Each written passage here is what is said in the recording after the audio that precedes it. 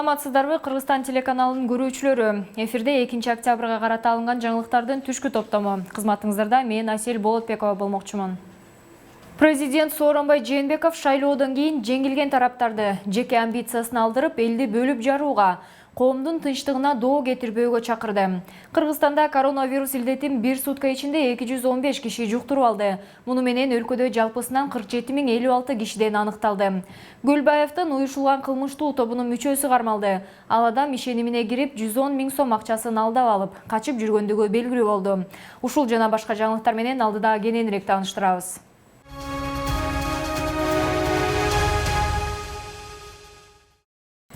Президент Сооронбай Жээнбеков 2020 жылдын 4 октябрында өтө турчу Кыргыз Республикасынын жогорку кеңешине депутаттарды шайлоого байланыштуу кыргызстандыктарга кайрылды. Урматтуу мекендештерим, 4 октябрда жогорку кеңешке депутаттарды шайлайбыз. Борбордук шайлоо комиссиясы, өкмөттө түзүлгөн республикалык штаб, жергиликтүү шайлоо комиссиялары мыйзам алкагында өз милдеттерин аткарып жатышат. Үгүт иштери жогорку саясий атаандаштыкта өттү. Эми ар бир шайлоочунун добушу чечүүчү мааниге болгон мезгил келди. Урматтуу мекендештерим, өлкөбүздүн жакынкы 5 жылдагы өнүгүүсүнө парламенттин сапаттык курамы түздөн түз таасир этет. Ошондуктан ар бирибиз тандоо укугубузду сөзсүз пайдаланышыбыз керек. Бул шайлоо элдин эркин тандоосун акыйкат чагылдырган адилет шайлоо болушу зарыл. Ушул максатка жетүү үчүн бардык шарттар түзүлдү. Мыйзам базасы 1 жыл мурда аныкталды. Шайлоо эрежелери саясий партияларга, шайлоочуларга алдын ала белгилүү болду. Шайлоо адилеттигин добуш берүү жана жыйынтыгын чыгаруу учурунда гана эмес, шайлоонун бардык этаптарында камсыздоого умтулдук. Шайлоо мыйзамдарын бузууларды алдын алуу, мыйзамды бузгандык үчүн жоопкерчилик тартуу жана административдик ресурсту пайдаланууга бөгөт коюу боюнча жаңы нормаларды киргиздик. Урматтуу саясий партиялардын лидерлери, талапкерлер, үгүт иштерин жүргүзүү үчүн бардык партияларга бирдей шарт түзүлдү. Саясий позицияңарды, көз карашыңарды жарыялоо үчүн эч кандай тоскоолдук болгон жок. Эми шайлоо мыйзамдарын чегинен чыкпагыла. Добуш сатып алуу мыйзам алкагында жазаланарын эсиңерден чыгарбагыла.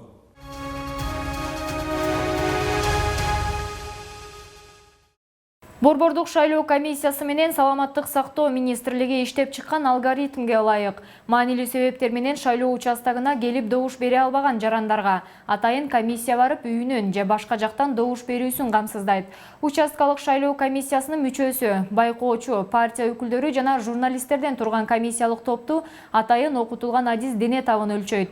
Алар түшүп баруучу транспорт жана башка буюмдар алдын ала дезинфекцияланып, комиссия мүчөлөрү толугу менен коргоочу костюм кийүүсү зарыл жана ар биринде санитайзер болушу шарт. Ал эми обсервацияда турган, ооруп жаткан же коронавирустун белгилери бар жарандар шайлоо участкасынан тышкары добуш берүү үчүн 2 октябрга чейин участкалык шайлоо комиссиясына кайрылууга тийиш. Алар 3 октябрда алдын ала добуш берет. Участкадан тышкары добуш берүү жарандарга да беткап жана колкап берилет. Шайлоочуларды идентификациялоочу жабдыктар ар бир добуш берүүдөн кийин дезинфекцияланууга тийиш. БШКнын шайлоочуларды өздөрүнүн коопсуздугу үчүн добуш берүүдө санитардык гигиеналык эрежелерди бекем сактоого чакырууда.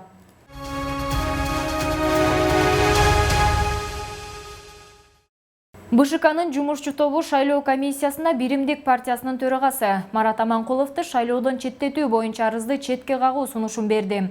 Жумушчу топ видео 2020 жылдын февраль айында тартылып, 4 сентябрда партиялардын үгүт өнөктүгү башталгандыктан АРКБнын арызын канааттандыруу мүмкүн эмес деп чечти. Эске салсак, Биримдиктин башчысы Марат Аманкулов 30 жылдык эгемендүүлүктөн кийин Кыргызстан өз оюн өзгөртүп, Орусияга кайтуу мезгили келди деп айткан видеосу тараган.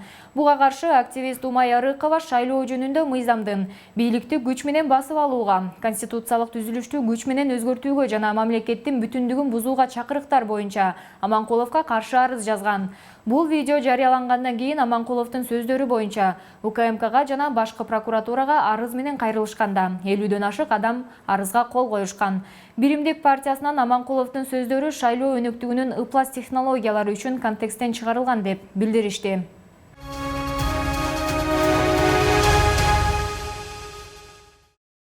Саламаттык сактоо министринин орун басары Нурболот Үсөнбаевдин брифингде билдиргени боюнча, Кыргызстанда коронавирус илдети жалпысынан алганда 47.056 кишиден аныкталды.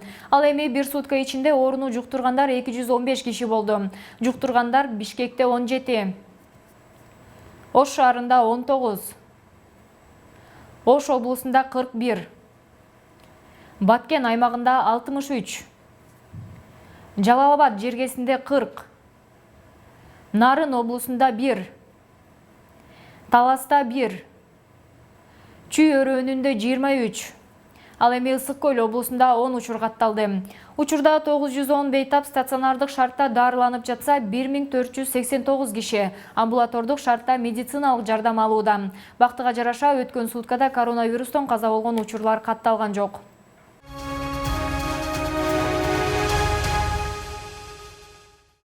Мектептик билим берүү башкармалыгынын жетектөөчү адиси Айнура Кусейнованын берген маалыматы боюнча, 6 октябрдан тарта мектепке барып билим алчу окуучуларга окшош форма кийүү талабы коюлбайт. Анын айтымында өлкөдөгү эпидемиологиялык кырдаалга байланыштуу быйыл бирдей форма кийүү талабы алынды. Мектептерде окуу башталса, имараттын ичи дезинфекцияланып, окуу бөлмөлөрү танапис сайын желдетилип турат жана окуучулардын ден соолугу күн сайын текшерилип турмакчы. Эске салсак, 6 октябрдан тарта 2-класстан 6-класска чейинки окуучулар жалпы билим берүү мекемелеринде салттуу түрдө окуйт деген чечим кабыл алынган. Ал эми буга чейин 1-класстар гана кадимки тартипте билим алып жатышкан болчу.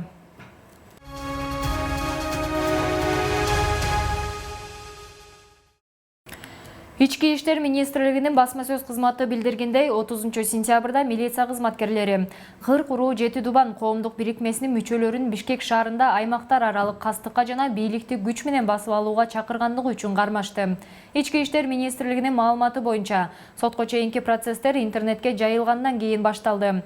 Анда белгисиз адамдар коомдук тартипти бузуу планын талкуулап, өкмөттү кулатууга чакырышкан. Аталган факт соттук экспертизанын жыйынтыгынан кийин кылмыштардын жана жоруктардын бирдиктүү реестрине расалык, этникалык, улуттук, диний же аймактар аралык кастыкты козутуу беренеси боюнча катталган. Кийинчерээк полиция жолугушуу учурунда кармалган ассоциациянын 26 мүчөсүнүн ичинен 20 адамдын канынан баңгизат тапкан.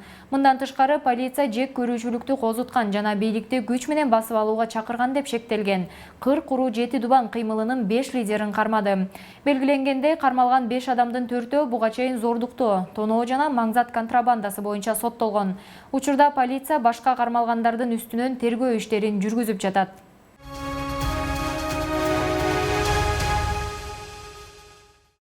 Ала Мүдүн районундагы Төмөнкү Ала Арча айылында 26 сентябрга караган түнү маскачан белгисиз адамдар жабырлануучулардын үйүнө кирип келип, кол салган. Кылмышкерлер үйдүн 62 жаштагы кожоюнун жарадар кылып, кызын бычактап өлтүрүп кетишкен.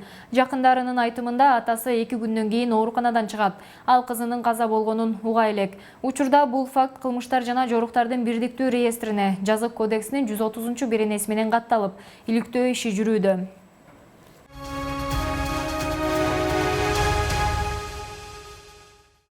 2010 жылдан тартып Кыргыз Республикасынын Ички иштер министрлигинде уюшкан кылмыштуу топтун активдүү мүчөсү катары каттоодо турган Баха аттуу жаран кылмышка шектелип кармалды. Ал Базаркоргон районунун тургунунан 2020 жылдын 19 март күнү 110 000 сом акчасын алдап алып качып жүргөндүгү белгилүү болгон. Аталган фактынын негизинде Жалал-Абад облустук Ички иштер башкармалыгы кылмыштын жана жоруктардын бирдиктүү реестрине катталып, Кыргыз Республикасынын жазык кодексинин 204-беренесинин негизинде сотко чейинки өндүрүш иши ачылган. Кылмышка шектүү жаран мурда Россия Федерациясынын аймагында тоноо беренеси менен соттолгон. 1981 жылы туулган жаран экендиги, Крымчөрөдө Баха Базаркоргонский деп таанышкандыгы такталган.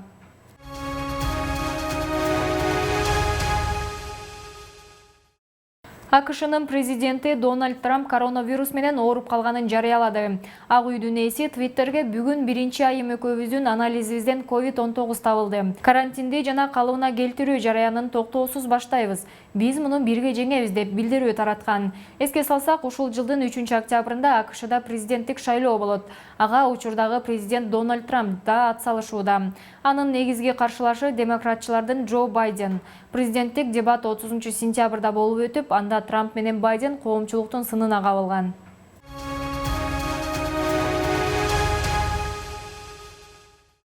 Швейцариянын Женева шаарында УЕФАнын Чемпиондор лигасы мелдешинин 2020-2021 жылындагы сезонунун тайпалык этабына чучугулак тартылды. Анын жыйынтыгы менен акыркы 10 жылда мыкты футболчу наамын талашып келген Лионель Месси менен Криштиану Роналдонун командалары кезикмей болду. УЕФА бул учурду белгилеп, өзүнүн Instagram баракчасына эки футболчунун беттеш алдында кол кармашып турган сүрөтүн чыгарды. Чемпиондор лигасынын Ж тайпасындагы туриндик Ювентус, каталондук Барселона, Динамо Киев жана Ференцварош клубтары күч сынашат. Белгилей кетсек, Чемпиондор лигасынын быйылкы мелдешинде алгачкы ирет россиялык 3 команда ат салышат. Алар Зенит, Локомотив жана Краснодар. Чемпиондор лигасынын тайпалык беттештери 20 октябрда башталат. Ал эми өткөн жылы аталган мелдешти Германиянын Бавария клубу жеңип алган. Финалда Мюнхендик команда Франциянын ПСЖ клубун 1-0 эсебинде уткан болчу.